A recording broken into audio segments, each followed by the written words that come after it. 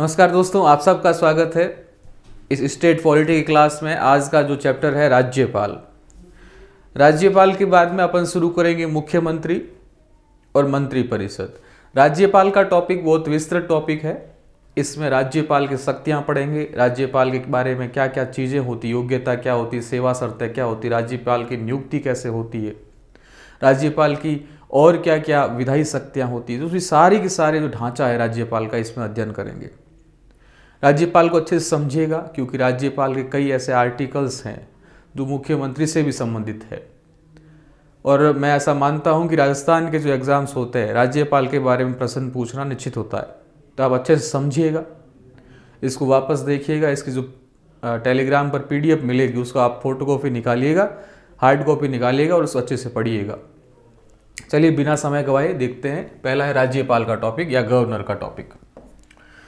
राज्यपाल, राजस्थान की यदि बात करेंगे अपन स्टेट पॉलिटी में, तो राज्यपाल संविधान के भाग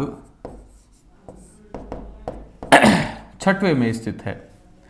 संविधान का भाग 6वां, जिसमें 5वें में संघ आ जाएगा और 6वें में राज्य आ जाएगा, उस वाले भाग में स्थित है। तो राज्य की जो भी व्यवस्था होती है वो 6वें भाग में स्थित है। और ये जो व्यवस्था है 152 से लगाकर 237 तक स्थित है। 152 से 237 अनुच्छेद है, इनके मध्य स्थित है, जिसमें अपन पढ़ेंगे कार्यपालिका, फिर अपन पढ़ेंगे व्यवस्थापिका और फिर पढ़ेंगे न्यायपालिका। तो ये 3 भागों में बटी हुई, उसमें से जो अपना चैप्टर है वो है राज्यपाल, और फिर है मुख्यमंत्री और मंत्री परिषद। अपने सिलेबस में इतना सा टॉपिक है, पर हाँ, इनसे जुड़े हुए आर्टिकल्स अन्य में भी है। तो भाग 6वां पढ़ेंगे और उसमें है राज्यपाल। पहला कार्यपालिका का भाग ही है राज्यपाल।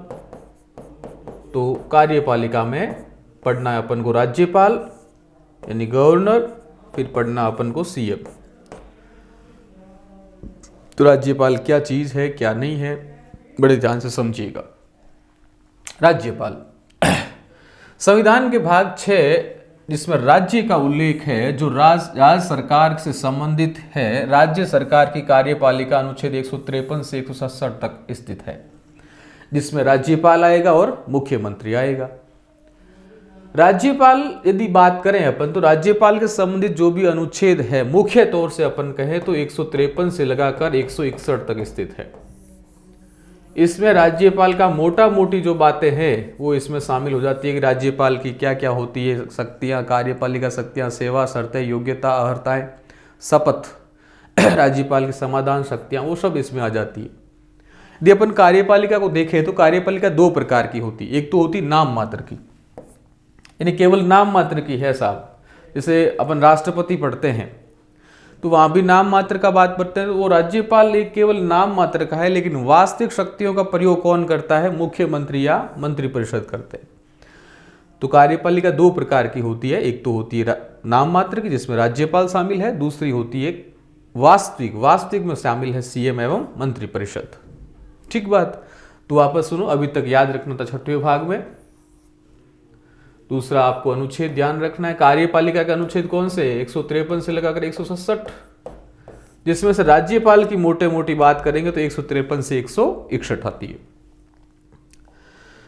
फिर अपन राज्यपाल के जो भी अनुच्छेद है उसको अपन ढंग से देख ही लेते हैं कि राज्यपाल के जो अनुच्छेद है किस प्रकार के काम करते हैं। तो राज्यपाल के यदि आपको अनुच्छेद याद करने हैं तो मैं आपको एक ट्रिक बता देता हूं कि राज्य की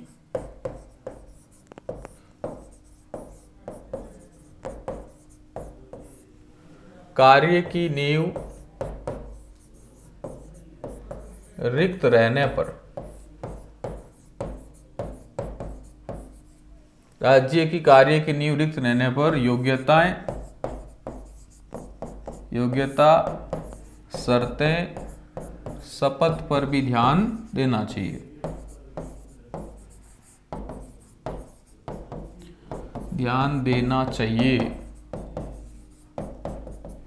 यदि ये आप लाइन याद कर लेते हो कि राज्य की कार्य की नींव रिक्त रहने पर योग्यता, शर्तें, शपथ पर भी ध्यान देना चाहिए, तो इस ट्रिक से आपके राज्यपाल के जो अनुच्छेद है वो आपको याद हो जाएंगे। तो देखो एक बार इसको कि कौन कौन से अनुच्छेद इसमें आते हैं।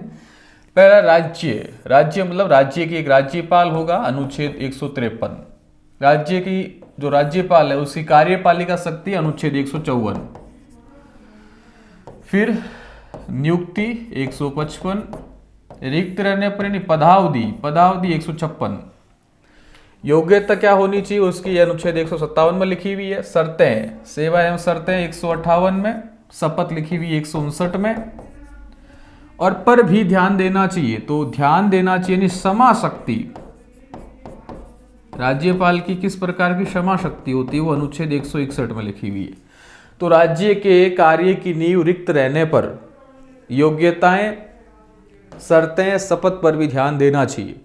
तो राज्य यानी राज्यपाल कार्यपालिका शक्ति 154 में, नियुक्ति 55 में, 56 में पदावधि यानी कार्यकाल, 57 में योग्यता, 58 में शर्तें, 159 में शपथ और ध्यान देना चाहिए यानी क्षमा शक्ति कितने में है 161 में है।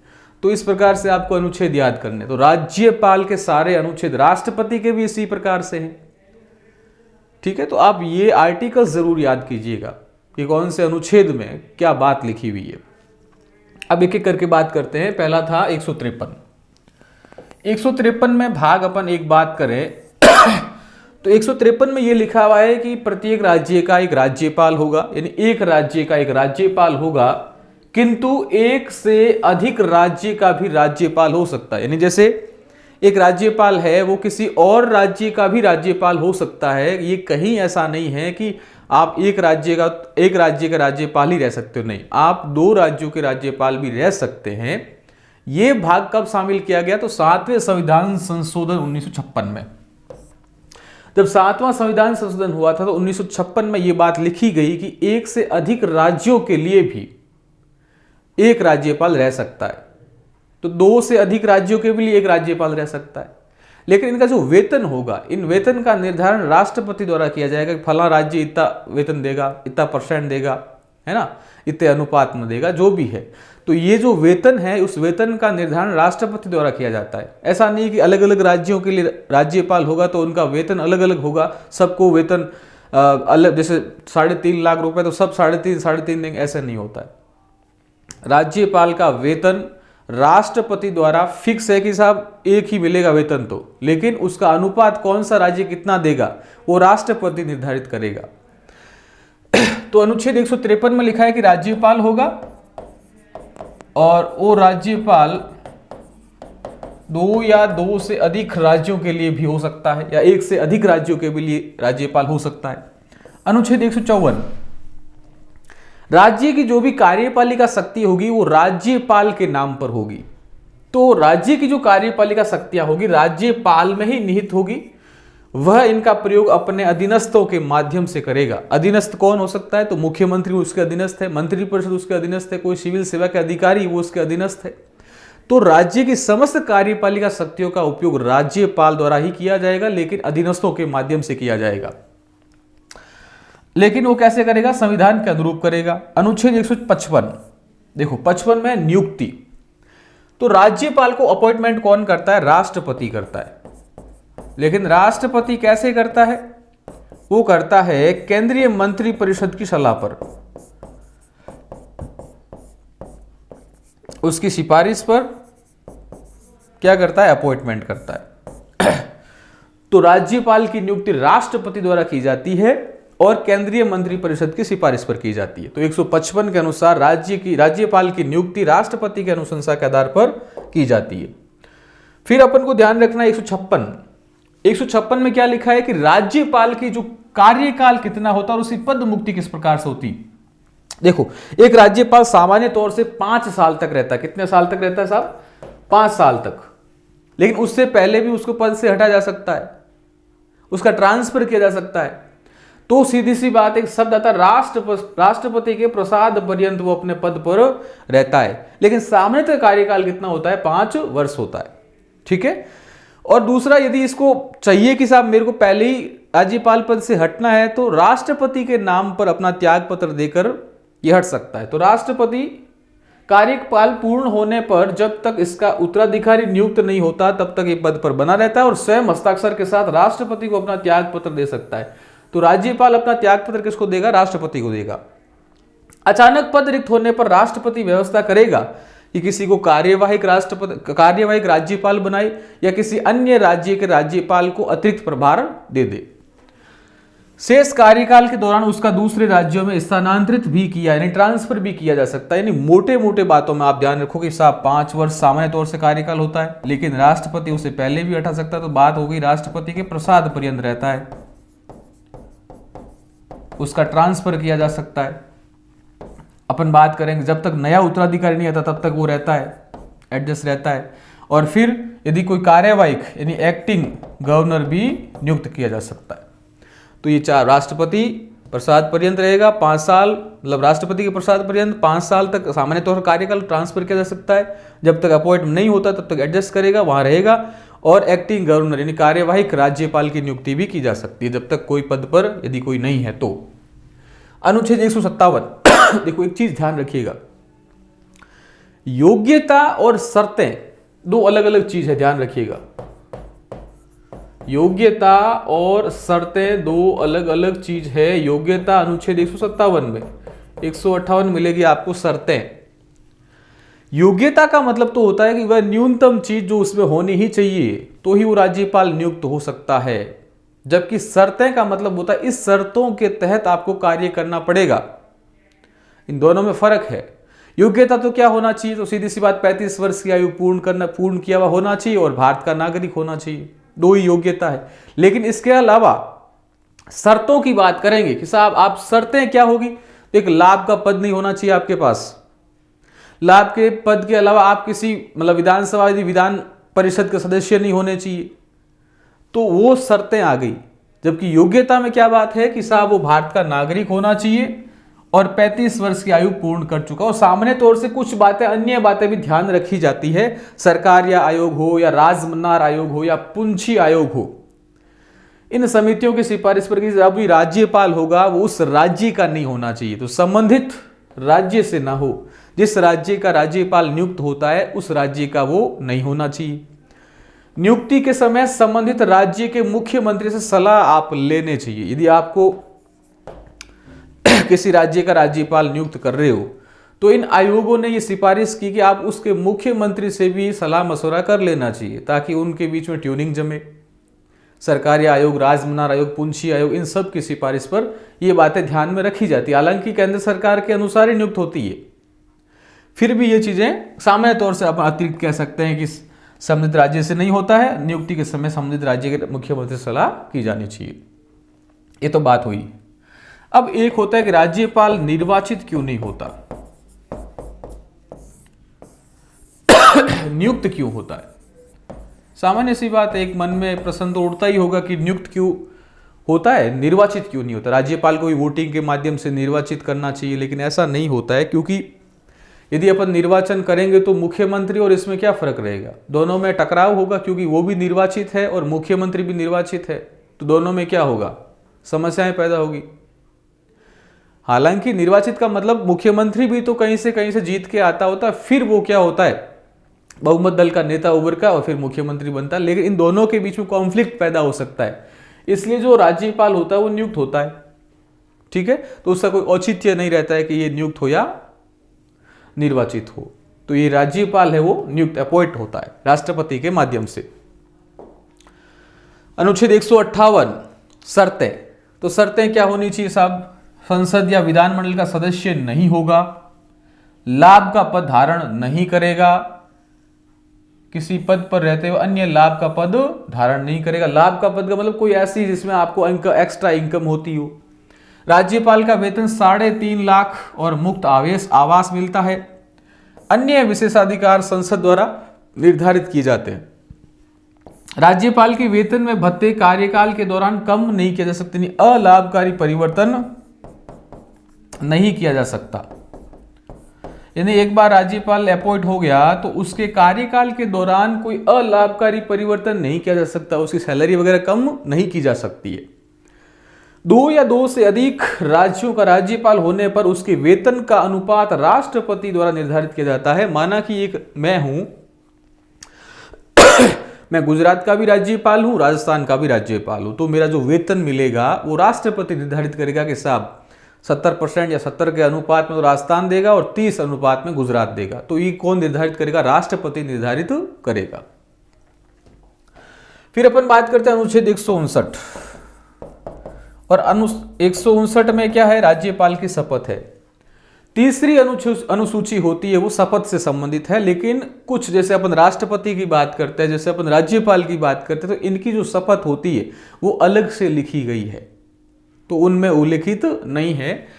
तो 159 में राज्यपाल की शपथ कौन दिलाएगा? तो उच्च न्यायालय ने, हाईकोर्ट का जो चीफ जस्टिस होगा वो दिलाएगा। यदि वो चीफ जस्टिस नहीं हो तो कोई न्यायाधीश दिलाएगा।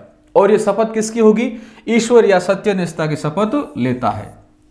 लेते हुए बोलता है कि संविधान में विधि का परिरक्षण, संरक्षण, प्रतिरक्षण करूंगा। ठीक है, तो परिरक्षण, संरक्षण एवं प्रतिरक्षण करूंगा एवं इसे अक्षुण्ण बनाए रखूंगा। तो सीधी सी बात है, इसको शपथ कौन दिलाता है? एक चीज ये ध्यान रखना, राज्यपाल की जो भी सारी चीजें राष्ट्रपति से संबंधित है, लेकिन इसको शपथ कौन दिलाएगा? ये शपथ दिलाएगा हाईकोर्ट का चीफ जस्टिस या मुख्य न्यायाधीश। मुख्य न्यायाधीश नहीं हो तो जो भी वरिष्ठ न्यायाधीश होगा उसके द्वारा दिलाया जाएगा। तो राज्यपाल की शपथ उच्च न्यायालय के मुख्य न्यायाधीश द्वारा दिलाई जाती है और ईश्वर या सत्यनिष्ठा की शपथ लेते हुए संविधान या विधि का परिरक्षण, संरक्षण एवं प्रतिरक्षण करूंगा, इसे अक्षुण्ण बनाए रखूंगा, इस प्रकार की शपथ लेता है। 160। चलो अब इस बात कर लेते हैं अपन, इसकी शक्तियां कौन कौन सी। तो कार्यपालिका शक्ति कौन सी है? तो अपन सबसे पहले कार्यकारी शक्तियां देखो। कार्यकारी शक्ति का मतलब होता है राज्य के जो भी काम होते हैं वो राज्यपाल के नाम से ही किए जाते हैं। तो राज्यपाल अपनी कार्यकारी शक्तियों हेतु निर्वहन हेतु नियम व कार्यों का बंटवारा कर सकता है। पहला, नियम एवं जो भी कार्य होते हैं उसका बंटवारा कर सकता है। दूसरा, मुख्यमंत्री की नियुक्ति और मंत्री परिषद का गठन इनकी सलाह पर किया जाता है। तो मुख्यमंत्री का अपॉइंटमेंट कौन करता है? राज्यपाल करता है। और मुख्यमंत्री की सलाह पर ही क्या होती? मंत्री परिषद का गठन होता है।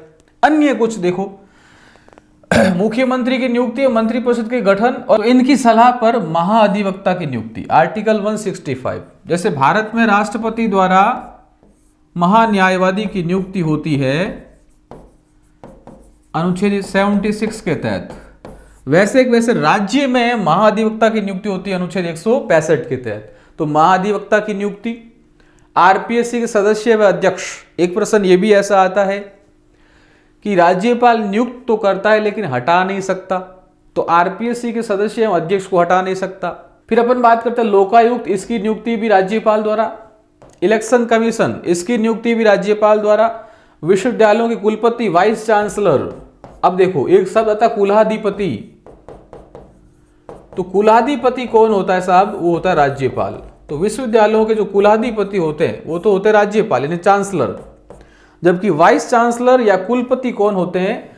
वो होते हैं, उनकी नियुक्ति की जाती है किसके माध्यम से? राज्यपाल के माध्यम से। राज्य महिला आयोग, स्टेट वुमेन कमीशन, राज्य का इंफॉर्मेशन कमीशन या सूचना आयोग, राज्य मानवाधिकार आयोग की नियुक्ति, इन सब की जो भी नियुक्ति की जाती है वो राज्यपाल के माध्यम से की जाती है। तो राज्यपाल सीएम का अपॉइंटमेंट करेगा, मंत्रिपरिषद का गठन मुख्यमंत्री की सलाह के आधार पर, फिर इनकी सलाह के आधार पर महाधिवक्ता, आरपीएससी के सदस्य, अध्यक्ष, लोकायुक्त, निर्वाचन आयुक्त, कुलपति, राज्य महिला आयोग, सूचना आयोग एवं मानवाधिकार आयोग की नियुक्ति। तो ये सब राज्यपाल के माध्यम से। 167। अब देखो इस 167 में होता है कर्तव्य किसका? सीएम का। तो मुख्यमंत्री का कर्तव्य के संबंधित एक अनुच्छेद आता है 167, जिसमें यह कहा गया कि राज्यपाल को जब आवश्यकता पड़े तो राज्य के प्रशासन की जो भी गतिविधियां होती है वो मांग सकता है राज्यपाल मुख्यमंत्री से। तो 167 में लिखा हुआ है कि राज्यपाल मुख्यमंत्री से प्रशासनिक गतिविधियों की जानकारी मांग सकता है। फिर राष्ट्रपति राज्य में यदि संवैधानिक तंत्र फेल हो जाए, संविधान के अनुरूप यदि राज्य अपना प्रशासन या कार्य नहीं कर रहा है, तो वो 356 के तहत, आर्टिकल 356 के तहत राष्ट्रपति शासन लगवा सकता है या राष्ट्रपति शासन की सिफारिश कर सकता है और राष्ट्रपति वहां पर राष्ट्रपति शासन लगा सकता है। तो एक तो ध्यान रखना आर्टिकल 167, जिसमें राज्यपाल किसी भी मुख्यमंत्री से उसका मुख्यमंत्री का कर्तव्य होता है या दायित्व होता है कि वो जानकारी दे किसको? राज्यपाल को। दूसरा, यदि राज्य में लगे कि संवैधानिक तंत्र फेल हो या संवैधानिक आपातकाल है तो सिफारिश कर सकता है आर्टिकल 356 के तहत। और राष्ट्रपति वहां पर क्या लगा सकता है? राष्ट्रपति शासन लगा सकता है। फिर अपन बात करते हैं राज्यपाल की विधायी शक्ति। अब देखो, विधायी शक्ति में मोटे तौर से आप ध्यान रखना आर्टिकल 168, जिसमें क्या कहा गया है कि राज्यपाल भी विधानमंडल का अभिन्न अंग है। जिस प्रकार से राष्ट्रपति संसद का अभिन्न अंग है, वैसे राज्यपाल विधानमंडल का एक अभिन्न अंग है आर्टिकल 168 के तहत। फिर ध्यान रखना आर्टिकल 171 आप पढ़ते हो विधान परिषद 169 में, तो 171 में लिखा हुआ है कि विधान परिषद में 1/6 सदस्यों की मनोनीत करने का पावर किसके पास होता है? राज्यपाल के पास होता है। फिर आर्टिकल 174 में क्या लिखा हुआ है कि विधानसभा का सत्र बुलाता है, अवसान करता है और विधानसभा को भंग भी कर सकता है। एक चीज ये ध्यान रखना, सीधा पूछा हुआ है कि निम्न में से राज्यपाल क्या नहीं कर सकता, तो उसमें एक चीज ध्यान रखना, ये क्या ध्यान रखना है कि राज्यपाल निम्न में से क्या नहीं कर सकता? तो सत्र का स्थगन नहीं कर सकता। यदि विधानसभा में कोई सत्र चल रहा है तो उसका स्थगन केवल विधानसभा अध्यक्ष ही कर सकता है, लेकिन बाकी सारे कार्य जिसमें सत्र अवसान करना, सत्र को आहूत करना यानी बुलाना और विधानसभा को भंग करना, ये तीनों कार्य राज्यपाल कर सकता है, लेकिन राज्यपाल स्थगन नहीं कर सकता, क्योंकि स्थगन का पावर किसके पास होता है? विधानसभा अध्यक्ष के पास होता है। ये बातें ध्यान रखना। अनुच्छेद 175 विधानसभा में अभिभाषण करता है और संदेश भी भेज सकता है, और 176 में विशेष अभिभाषण की भी बात लिखी गई है।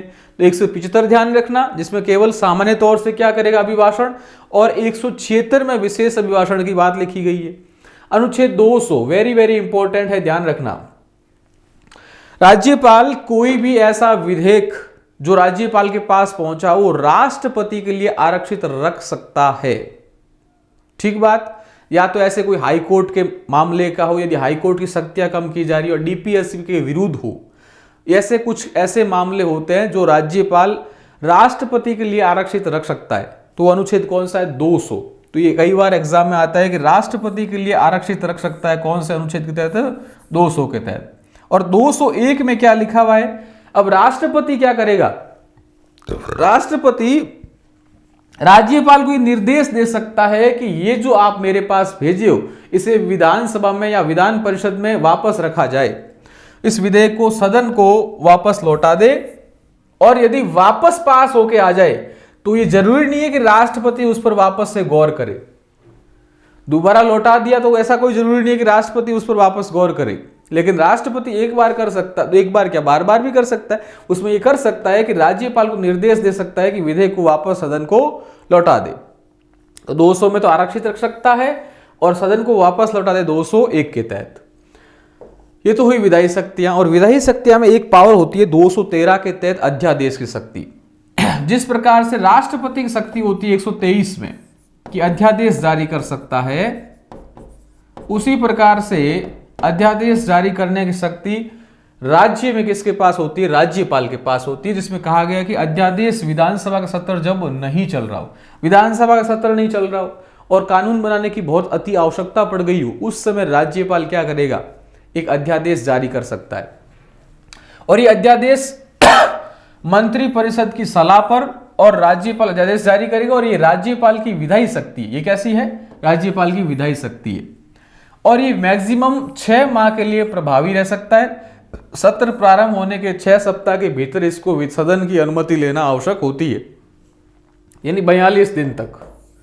माना कि देखो 6 महीने के लिए अध्यादेश जारी प्रभावी रहता है अधिकतम, लेकिन आपने अध्यादेश निकाला और तब तक सदन कार्यवाही में आ गई, काम करने के लिए आ गई, तो उस वक्त 6 सप्ताह के लिए ही वैलिड रहेगा। आपको 42 दिन के भीतर अनुमति वापस लेनी पड़ेगी, सदन से पारित करवाना पड़ेगा। तो राज्य विधान परिषद में 1/6 सदस्यों की नियुक्ति मनोनीत करता है अनुच्छेद 171 के तहत। 171 के तहत विधान परिषद में नियुक्ति की जाती है, लेकिन एग्जाम में क्या आता है कि कौन कौन से क्षेत्र इसमें शामिल है? कला है, विज्ञान है, साहित्य है, समाज सेवा है, और सबसे महत्वपूर्ण बात सहकारिता क्षेत्र भी इसमें शामिल है। ये बातें आप ध्यान रखिएगा। कला है, विज्ञान है, साहित्य, समाज सेवा और सहकारिता का क्षेत्र भी इसमें शामिल है। तो ये 1/6 सदस्य जो मनोनीत करता है इन क्षेत्रों से करता है, सहकारिता, कला, साहित्य, विज्ञान एवं समाज सेवा। अब इसकी जुडिशली पावर क्या होती है, न्यायिक शक्तियां क्या होती है, तो 233 के तहत जो भी अधीनस्थ न्यायालय होती है उनकी जजों की नियुक्ति करना। हाईकोर्ट के जजों की नियुक्ति कौन करता है, राष्ट्रपति करता है, लेकिन अधीनस्थ जो भी न्यायालय होता है उन पर जो जजें बैठाता है वो कौन बैठाता है, राज्यपाल। तो राज्यपाल अनुच्छेद 233 के तहत क्या करता है, अधीनस्थ न्यायालयों के न्यायाधीशों की नियुक्ति करता है। अनुच्छेद 161 वेरी वेरी इंपॉर्टेंट, समाधान की शक्ति। राज्यपाल के पास समाधान की शक्तियां भी होती है, लेकिन 2 चीजों में ये समाधान नहीं दे सकता। यदि मृत्युदंड किसी को मिल चुका है तो वो उसे सजा माफ नहीं कर सकता, और दूसरा यदि कोर्ट मार्शल का कोई मामला है, तो सैन्य मामला है, तो वहां पर भी राज्यपाल अपना पावर का उपयोग नहीं ले सकता। तो अनुच्छेद 161 में समाधान की शक्तियों का उल्लेख है, लेकिन मृत्युदंड को माफ नहीं कर सकता, और दूसरा कोर्ट मार्शल या सैन्य कोई मामला है तो उसकी सजा को माफ नहीं कर सकता। उच्च न्यायालय में न्यायाधीशों की नियुक्ति के समय राष्ट्रपति, देखो नियुक्ति कौन करता है, राष्ट्रपति, लेकिन किससे सलाह लेता है, परामर्श करता है, राज्यपाल से परामर्श करता है। अब देखो वित्तीय शक्तियां क्या है, तो राज्य में जो भी बजट पेश होता है, राज्य में जो भी बजट पेश होता है या रखवाता है वो राज्यपाल रखवाता है, और अनुच्छेद कौन सा होता है, 202। तो राज्य का बजट अनुच्छेद कौन सा, 202, उसे कौन रखवाता है, राज्यपाल रखवाता है विधानसभा के अंदर।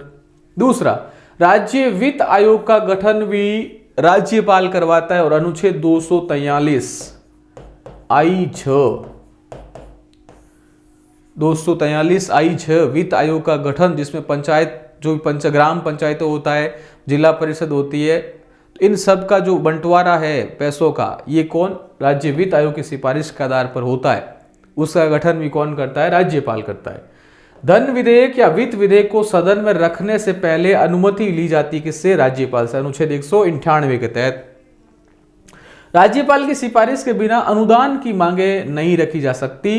राज्य की आकस्मिक निधि पर नियंत्रण कौन रखता है, वेरी वेरी इंपॉर्टेंट, राज्यपाल रखता है। तो राज्यपाल की वित्तीय शक्तियां कौन कौन सी, बजट, राज्य वित्त आयोग, धन विधेयक या वित्त विधेयक की अनुमति, और अनुदान की मांगों की अनुमति, और राज्य की आकस्मिक निधि का नियंत्रण, ये वित्तीय शक्तियां होती है किसकी, राज्यपाल की। अनुच्छेद 202, 198, ये ध्यान रखिएगा आप। अब राज्यपाल की विवेकीय शक्तियां, माना कि कोई पार्टी है और पूर्ण रूपेण बहुमत नहीं ले पाई है, तो राज्यपाल क्या करेगा, सरकार बनाने के लिए उसे लगता है कि इसकी मेजॉरिटी है और ये सरकार बना सकता है, तो उसको बुला सकता है मुख्यमंत्री बनने के लिए। तो किसी दल को स्पष्ट बहुमत नहीं मिला हो या मत ना मिला हो, तो सीएम की नियुक्ति के संबंध में राज्यपाल को ये शक्तियां प्राप्त है। मंत्रिपरिषद को भंग करना, राज्य में आपातकाल लगाने के लिए राष्ट्रपति को सूचना देना, सीएम के विरुद्ध मुकदमा दायर करने की अनुमति देना, जनहित मामलों की चर्चा करने के लिए विधानसभा का सत्र बुलाना, ये इसकी विवेकीय शक्तियां शामिल, इसकी एडमिनिस्ट्रेटिव पावर है। कुछ नोट देखो, राज्यपाल क्या होता है, जो भी मामले होते हैं राजस्थान में रेड क्रॉस सोसाइटी होती है, रेड क्रॉस सोसाइटी का अध्यक्ष कौन होता है, राज्यपाल होता है। एक बात तो ये। दूसरा, राज्यपाल जो अपन सुन रहे हैं उससे पहले राज प्रमुख हुआ करता था, तो राज्यपाल है वो 1 नवंबर 1956 के तहत अस्तित्व में आया, और पहले जो राज्यपाल बने थे वो थे गुरुमुख निहाल सिंह, गुरुमुख निहाल सिंह, और ये भी सबसे सर्वाधिक कार्यकाल तक रहे थे, 56 से 62 तक, 1956 से 62 तक। तो सबसे लंबे कार्यकाल के लिए राज्यपाल रहने वाले व्यक्ति कौन थे, गुरुमुख निहाल सिंह, और ये भी पहले क्या थे, राज्यपाल थे। अभी तक राजस्थान में 21 राज्यपाल की नियुक्ति हो सकी, लेकिन देखो 41 तक तो है, लेकिन 21 क्या थे, जो भी स्थायी राज्यपाल कार्यवाही को छोड़कर है, तो 21 राज्यपालों की नियुक्ति हो चुकी। वर्तमान में कलराज मिश्र, और पूर्व में कौन थे, कल्याण सिंह, जो 20वें राज्यपाल थे। 3 महिला राज्यपाल थी, वो ध्यान रखना, पापा मां। महिला राज्यपाल कौन सी, पापा मां। तो प्रतिभा पाटिल, दूसरा प्रभा राव, और तीसरा मार्गेट अल्वा। प्रतिभा पाटिल 4 से 7 तक थी, दूसरा प्रभा राव 2010, और फिर मार्गेट अल्वा 12 से 14। प्रभा राव, ये ध्यान रखना, ये पद पर रहते हुए मृत्यु हो गई थी। ऐसी महिला राज्यपाल जिनकी पद पर रहते हुए मृत्यु हो गई थी, प्रभा राव। पद पर रहते हुए मृत्यु किन किन की हुई थी, तो ये भी आप ध्यान रखना, दल भेंद्र याद रख लो, दल भेंद्र राव, ये ट्रिक याद रख लो। पहला, पद पर रहते हुए मृत्यु किसकी हुई थी, तो ध्यान रखना दरबारा सिंह की 1998 में। फिर निर्मल चंद जैन, तो इससे याद रखना निर्मल चंद जैन का 2003 में। फिर इंद्र मतलब शैलेंद्र यानी शैलेंद्र एस के सिंह का हुआ था 2009। और फिर राव यानी प्रभा राव 2010। तो दलभेंद्र सिंह इस प्रकार से याद कर सकते हो। तो दरबारा सिंह यानी दरबार निर्मल था, फिर वहां शैलेंद्र पहुंचा और प्रभा राव लास्ट में। तो ये चार क्या थे, पद पर रहते हुए इनकी मृत्यु हुई थी। एग्जाम में सीधे प्रश्न ऐसे बनते हैं। अगला प्रश्न, ओपी मेहरा ऐसे व्यक्ति है जो हिंदुस्तान एरोनॉटिकल्स लिमिटेड के भी क्या रह चुके हैं, अध्यक्ष रह चुके हैं। आरपीएससी के अध्यक्ष या सदस्य रहने वाले राज्यपाल रघुकुल तिलक। राज्यपाल ने राज्यपाल जो लोकसभा अध्यक्ष, दोनों राज्यपाल भी रहे राजस्थान के और लोकसभा अध्यक्ष भी रहे बलीराम भगत। राजस्थान के ऐसे राज्यपाल जो राष्ट्रपति बने बाद में, वो क्या थे, प्रतिभा देवी सिंह पाटिल। और इन्होंने भी ध्यान रखना पद से क्या दिया था, त्याग पत्र दिया था। ये भी ध्यान रखना कौन सी महिला राज्यपाल ने अपने पद से त्याग पत्र दिया था, तो प्रतिभा देवी सिंह पाटिल। सर्वाधिक कार्यकाल गुरुमुख निहाल सिंह, सबसे कम टीवी राजेश्वर केवल 6 दिन तक, कहीं कहीं 7 दिन भी लिखा हुआ है। बर्खास्त होने वाले राज्यपाल, एकमात्र ऐसे राज्यपाल जिनको अपने पद से बर्खास्त किया गया था वो थे रघुकुल तिलक। वेरी वेरी इंपॉर्टेंट है, ध्यान रखिएगा। सबसे पहले राज्यपाल जिन्होंने त्याग पत्र दिया था वो थे मदन लाल खुराना। कौन थे भाई, मदन लाल खुराना। अब एग्जाम में कई बार ऐसा भी प्रश्न आता है कि कौन कौन से राज्यपाल कार्यवाही कर रहे हैं या नहीं रहे हैं। तो कार्यवाही लगभग 18 रहे हैं, तो नाम देख लो एक बार। जस्टिस जगत नारायण, नाम देख लो, एग्जाम में आपको ये मिल जाएंगे तो आपको बिल्कुल सही हो जाएगा। कार्यवाही राज्यपाल, अब ये क्रम भी ध्यान रख लेना, पहले कौन थे बाद में कौन थे। कार्यवाही राज्यपाल जस्टिस जगत नारायण, वेदपाल त्यागी, केडी शर्मा, पीके बनर्जी, डीपी गुप्ता, जेएस वर्मा, विलाप चंद जैन, स्वरूप सिंह, धनिकलाल मंडल, एनएल टीबरवाल है भैया, कैलाशपति मिश्र, टीवी राजेश्वर, एनआर किदवई, राजेश्वर ठाकुर, प्रभा राव, शिवराज पाटिल और राम नायक। जेएस वर्मा 2 बार रहे हैं भाई, जेएस वर्मा 2 बार क्या रहे हैं, कार्यवाही राज्यपाल रहे हैं। ये बात ध्यान रखना। तो जस्टिस जगत नारायण पहले कार्यवाही राज्यपाल, फिर लास्ट में रहे थे राम नाइक, और जेएस वर्मा 2 बार कार्यवाही राज्यपाल रहे हैं। तो ये आप थोड़े से क्रम ध्यान रखना, नाम भी देख लेना। तो ये मोटे तौर से राज्यपाल की बात हुई। राज्यपाल के जो मोटे मोटे तौर से जो प्रश्न थे मैंने इसमें शामिल कर लिए। आप इस वीडियो को वापस देखना, इसकी पीडीएफ आपको टेलीग्राम चैनल पर मिल जाएगी। मिलते हैं अपने अगले वीडियो में। Thank you very much.